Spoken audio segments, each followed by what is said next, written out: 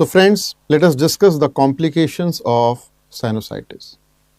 So I've discussed different types of sinusitis, and we know whenever there is an infection, it can spread to different locations and can cause complications. Now the complications of sinusitis we can divide into three types. Number one are the local complications. Number two, we can have the complications in the eye, so those are known as orbital complications, or this can spread to the cranial cavity. So we can have intracranial complications. All right, let's start with the local complications of sinusitis. So what do we have in the local complications? Number one, we have the mucocele or the pyocele. So what is the mucocele or the pyocele? So let's say we have a sinus cavity, and this sinus cavity is lined by the pseudostratified ciliated columnar epithelium, right? And we know that this sinus cavity, it drains into the nasal cavity. Okay, so it drains with the ostium. Now let's say because of the inflammation, this mucosa gets inflamed and it gets blocked. Now remember the same pathophysiology we studied during the nasal polyp formation. But because of the chronic inflammation, sometimes there is a calcification and this gets completely blocked. So there is no polyp formation, it is completely blocked. All the secretions over here, you can see that these secretions, they keep on collecting. Alright, they have no place to go out. Now what will happen? They will put pressure on the sinus wall. So what will happen? Slowly and slowly you can see that this collection of mucus, it will form a mucocele. The sinus size will also expand.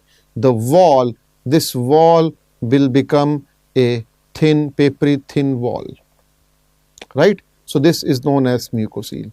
If this mucocele gets infected, patient will have a pyocele. So pyocele means there is pus over here. So generally we have a mucocele. So mucocele is a painless swelling, okay, it's an expansion of the sinus in which the bone has become papery thin. Alright, so that is how a mucocele develops. So let's look over here. This is the mucocele of the frontal sinus. So that is the most common sinus, the frontal sinus is the most common sinus to develop the mucocele, and you can see that this mucocele is present over here and it is pushing the eyeball. You can see this is pushing the eyeball downwards and laterally, right? Let's look over here in this patient. What do you see? In this patient you can see that if we draw a line, you can see that this patient, this eyeball, it has gone down. So you can see there is a clear-cut difference in the level of the eyeball because of the push by the mucocele. Alright, now most commonly we find these mucoceles in the frontal sinus. So how do we confirm our diagnosis? Now in earlier days we used to do X-ray of the paranasal sinuses. So look at the first X-ray. This is a normal X-ray and you can see over here that this is the frontal sinus. You can see that frontal sinus boundary is not smooth. There are a lot of scallops over here, quite nicely visible. Right? Look in the second photograph, it's a very old X-ray and you can see that these have become smooth, all the scallops, they are lost. So loss of scalloping was a feature which was seen in the mucoceles, especially in the frontal sinus. Okay. Nowadays, however, we don't do X-ray, we do CT scan. So you can see over here in the CT scan, you can clearly see that this is the mucocele of the frontal sinus. You can see that this mucocele has expanded the frontal sinus and also it has pushed the eyeball. So you can see that this eyeball has come downwards and laterally. Right? Similarly, in the second CT scan, you can see that this is the mucocele over here of the ethmoidal sinus and it is pushing the eyeball laterally. Right? Okay, so what treatment we will offer to this patient? The treatment is endoscopic drainage. You open up the sinus, you make a big wide opening of the sinus so that it should not close again. Right? So treatment of choice is endoscopic drainage of the mucocele. Alright, for the frontal sinus, when we do this endoscopic drainage, we call it as draft procedures. So there are three types of draft procedures: draft 1, 2 and 3. So number one draft 1, you can see over here, you can see that there is a small opening made in the floor of the frontal sinus, right? So this is basically the expansion of the frontal sinus ostium. So when you make it wide, it is known as draft 1 procedures. Okay. Now draft 2, you can see when you drill this bone and you take it almost from the medial wall to the lateral wall. So when you big wide opening by drilling the bone, so that is known as draft 2 procedure. Okay. Now the draft 3 procedure is when you do the draft 2 on both the sides and you also remove the intersinus septum. So you see now both the side frontal sinus, they have a common drainage. Okay, they have a common central drainage. So from lateral extent of one side to the lateral extent of other side, drill out the floor of the whole frontal sinus. It is known as draft 3 procedure, which is also known as modified endoscopic Lothrop's procedure. Okay, so Lothrop's procedure earlier was developed as an external procedure. So when you do it endoscopically, this is known as draft 3 or modified Lothrop's procedure. All right. Okay, let's come to the next complication. Now, what is a mucous retention cyst? So, you know, when you do a CT scan for a patient, sometimes you may have a finding like this. There may be a cyst which may be arising from the floor of maxillary sinus. So, this is known as mucous retention cyst. It is formed in the mucosa. There is a collection of the mucous secretions and it is generally a incidental finding. Okay, these cysts are generally asymptomatic, and if you have an asymptomatic cyst over here, then we don't do any treatment. Okay, so look carefully in this first photograph also, you can see a cyst which is arising from the floor of maxillary sinus, and these cysts do not require any treatment unless they are big enough to block the sinus ostium. Okay, so unless they are causing any problem, you do not remove this cyst. Okay, carefully look at the surface of this cyst. This surface is a convex surface, right? Now look over here and compare it with a maxillary sinusitis. Now what do you see? This is sinus, there is collection of fluid and there is inflammation of mucosa. So you can see that this surface over here, this is a concave surface. All right, whereas if you look at the cyst, you will see that this is a convex surface. All right, so treatment is generally not required, especially because most of these are asymptomatic. They're not causing any problem. We may have done CT scan for some other reason and these are just found incidentally, right? The next local complication is osteomyelitis. So osteomyelitis is infection of the bone.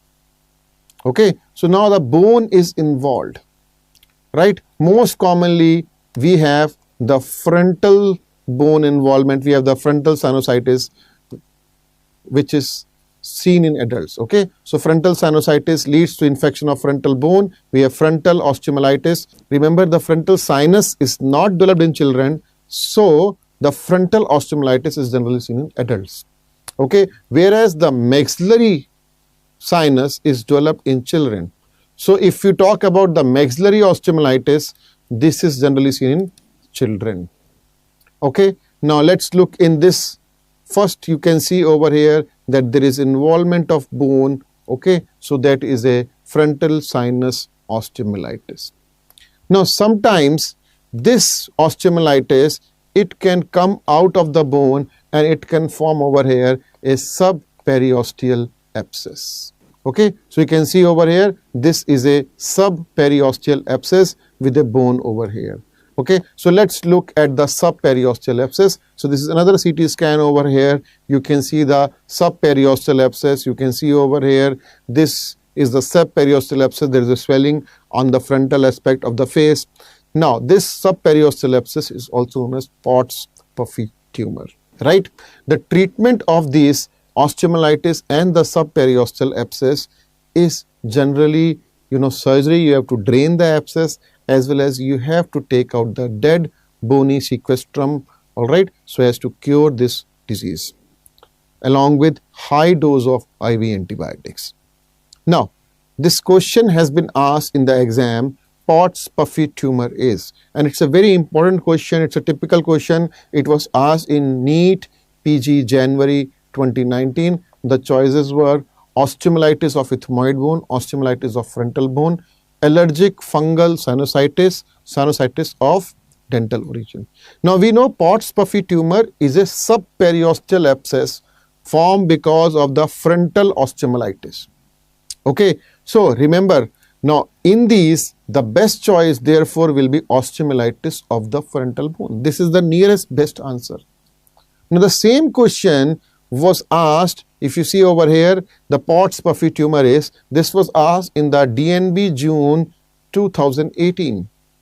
We have frontal mucocele, subperiosteal abscess of frontal sinus osteomyelitis, and extradural abscess between frontal sinus and dura. So you see these two options. In the previous one I told you that the frontal sinus osteomyelitis is the right answer. But if you see, Pott's puffy tumor is actually subperiosteal abscess of frontal sinus, which is seen in frontal sinus osteomyelitis. So this is a more precise answer. So you see, we'll mark the best answer. We always have to mark the best answer. So this over here will be the right answer that we have to mark. In this case, we will not mark answer as frontal sinus osteomyelitis. So that is why I wanted to tell you that the Pott's puffy tumor, it's a very typical question. Both the answers are correct, but subperiosteal abscess of frontal sinus is a better answer. It's a more precise answer. Right, let's go to the orbital complications of sinusitis. So what can be the orbital complications? Let's look over here. The first complication can be a preseptal inflammatory edema of the lids. So let's look in this diagram. We can see over here the periosteum, right? Now you see between the periosteum, that's the bone, we can see over here that that's the orbital septum. All right.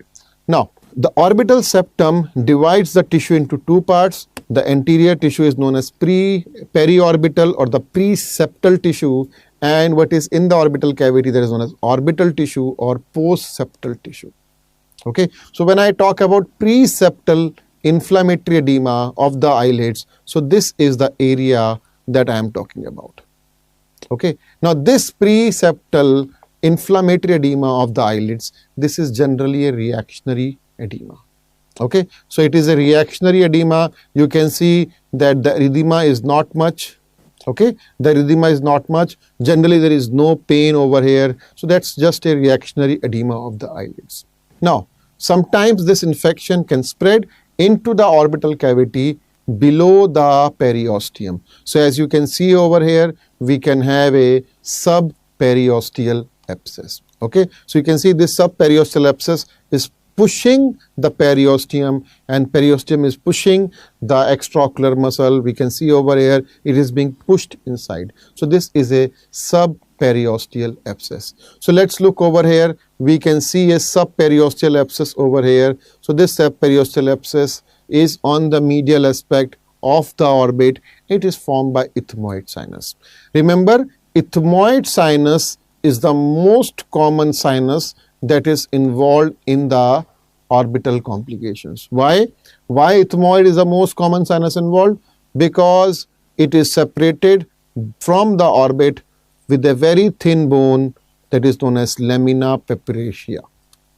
Okay, so this is a very thin bone, lamina pepperaceae, and it separates the ethmoid sinuses from the orbit. So it's very easy for infection in the ethmoid sinus to spread to orbit. So just like we saw over here. Now that was from the ethmoid. Now you can see over here, this is in the roof of the orbit. So this is generally coming from the frontal sinus, right? So we have this subperiosteal abscess. So the next complication is orbital cellulitis. Now when the infection comes inside the orbit and all the orbital tissue gets inflamed, so that is known as orbital cellulitis. Okay, so how we will differentiate between a subperiosteal abscess and a orbital cellulitis. You see, in case of orbital cellulitis, because of the inflammation, patient will have more proptosis. Okay, and you know, the movement will be more restricted. The movement of the eyeball because of this will be more restricted. So there is more proptosis and the movement of the eyeball get restricted. The movement is generally not restricted in case of subperiosteal abscess. All right. Now, let's look in this diagram. You can see that all the tissues are inflamed. It's a case of diffuse cellulitis or a orbital cellulitis. Let's look over here. You can see over here that the eyeball is protruding out. There's a lot of proptosis. Okay, so you can see over here in the conjunctiva. So this is all showing orbital cellulitis. Let's look in this image. The first one is the image of MRI, and you can see over here that all this tissue is inflamed, right? So because it is inflamed, it is showing up in the MRI over here. Okay, so we can clearly see this inflammation, and you can see that the eyeball has protruded out. You see, if I draw a line over here, you can see that the eyeball is protruded out. So there is a proptosis also present. Similarly, you can see over here that there is a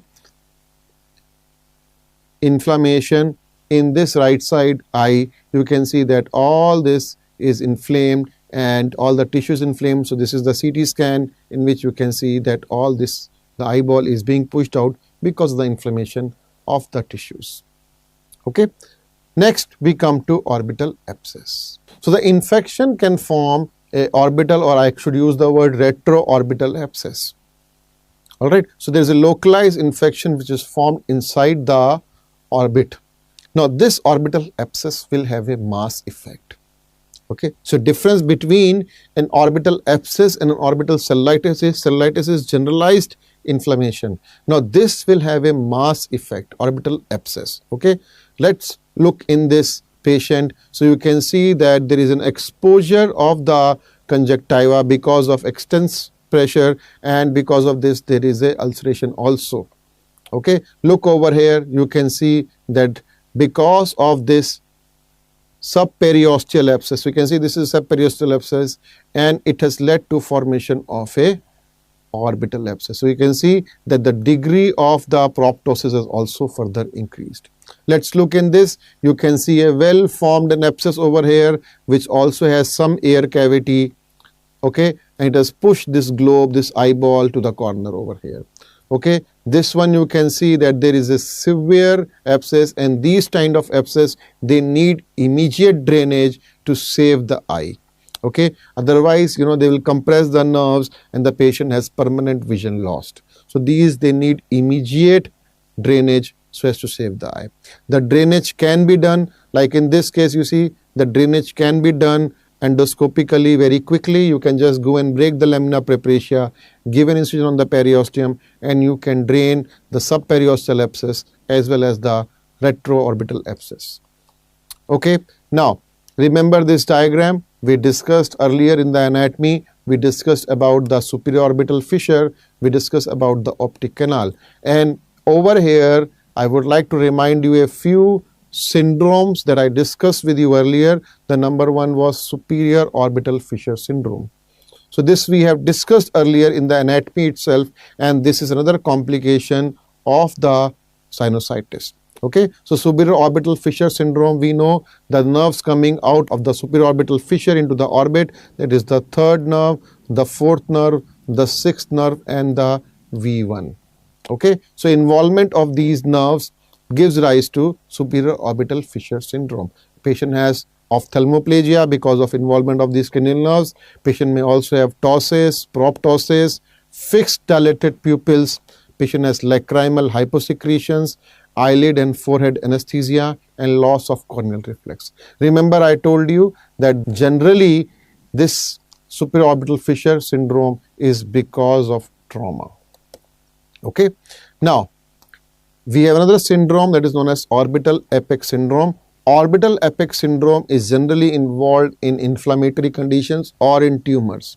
So remember, this will be more common, and that is known as Jacquard syndrome. Now, how do we differentiate this from the superior orbital fissure syndrome? The main differentiator was optic nerve involvement, because optic nerve passes through optic canal, so that is involved in orbital apex syndrome. Let's look over here. So we can see over here that this sinusitis over here in the frontal sinus, you can see it is involving the optic nerve. So you see over here, this optic canal is also inflamed over here, you can clearly see, and the optic nerve is also involved over here.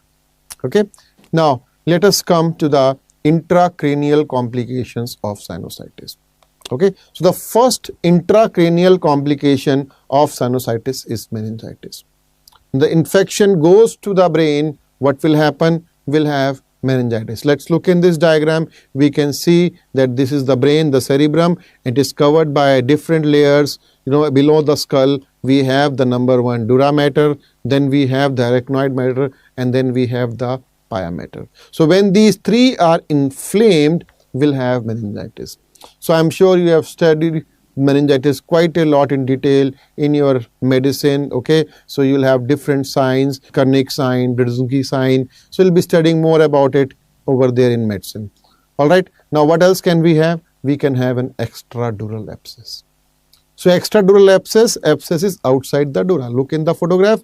We have the brain parenchyma. Okay, you can see the lateral ventricle, and you can see the epidural or the extradural abscess. Remember, in this you can see this dura mater, it is peeled off from the skull. Okay, so that is a epidural abscess. Now the infection goes inside. Now remember that if the infection goes into the skull, it can also form a extradural or a epidural abscess. So an extradural and epidural abscess, let's look in this diagram. What do you see over here? You have the brain parenchyma, you have the lateral ventricle which produce the CSF. You can see in this diagram the epidural or the extradural abscess. Okay. Now what do you notice? You can see the dura mater which has been peeled off from the skull, and in between the skull bone and the dura mater you can see this extradural abscess. Okay. Other than this, you can also see that below the dura we have the subdural space, right? Okay, and if the infection goes in the subdural space, we have subdural abscess. All right, so that abscess is known as subdural abscess. So let's look over here. This is the subdural abscess. You can see that the thrombosed venous channels. So all these venous channels have also undergone thrombosis, okay, because of this abscess. So this is below the dura. All right, the next is the brain abscess. So when the infection forms an abscess inside the brain tissue, that is known as brain abscess. All right, so the next is the cavernous sinus involvement. Now cavernous sinus anatomy we have already discussed previously in the anatomy. Okay, we know that through the cavernous sinus the ICA and the 6th cranial nerve pass, and we have the 3rd, 4th, V1 and V2 in the wall of the cavernous sinus. This sinus lies above the sphenoid sinus, and therefore it can also get involved in sinusitis. Okay, so we'll have a condition known as cavernous sinus thrombosis. In fact, we have already discussed the cavernous sinus thrombosis when we discussed the anatomy of the cavernous sinus. So we'll just have a quick recap of the cavernous sinus thrombosis. What all do we see in the cavernous sinus thrombosis? We have periorbital edema, we have chemosis, we have caput medusae, we have the lateral rectus palsy. Okay, remember the cavernous sinus MRI I have discussed, and we have shown that there is a inflammation over in the cavernous sinus. This also you can see in the MRI. You can clearly see that this side cavernous sinus is thrombosed. Okay, the ocular manifestations of cavernous sinus thrombosis also we have discussed earlier, and we know that if there is a ptosis, it means the 3rd nerve, the sympathetic plexus, or there may be even edema of the upper lip. Because of that there is ptosis. Okay, the chemosis is because of thrombosis of superior and inferior ophthalmic veins, which take the blood supply from the orbit to the cavernous sinus. Okay, then there is proptosis. Proptosis is because of the venous engorgement, the venous flow is not there. Then we have the sensory loss, or there is periorbital pain. The periorbital pain is because of the trigeminal nerve, the 5th cranial nerve involvement. Okay, we have the lateral rectus palsy. Remember, 6th cranial nerve is the first cranial nerve to get involved in cavernous sinus thrombosis because this nerve passes through the cavernous sinus. So we have initially lateral rectus palsy because of sixth nerve involvement. Okay, later on we may have total ophthalmoplegia also, right? Okay, so that total ophthalmoplegia is because of the third, fourth, sixth, all the three cranials involvement. Okay, how do we differentiate cavernous sinus thrombosis from the orbital apex syndrome? So you see, orbital apex syndrome will not have involvement of the maxillary V2 nerve. Okay, usually does not have, whereas cavernous sinus thrombosis will have involvement of V2 nerve. Then in cavernous sinus thrombosis, you see the ICA is going through it, and around that we have the sympathetic plexus. So the sympathetic plexus is blocked, therefore we may have the Horner syndrome. Okay, ptosis, meiosis, anhidrosis, loss of ciliary functions. So we have the Horner syndrome in the cavernous sinus thrombosis, right? So these were the intracranial complications of sinusitis.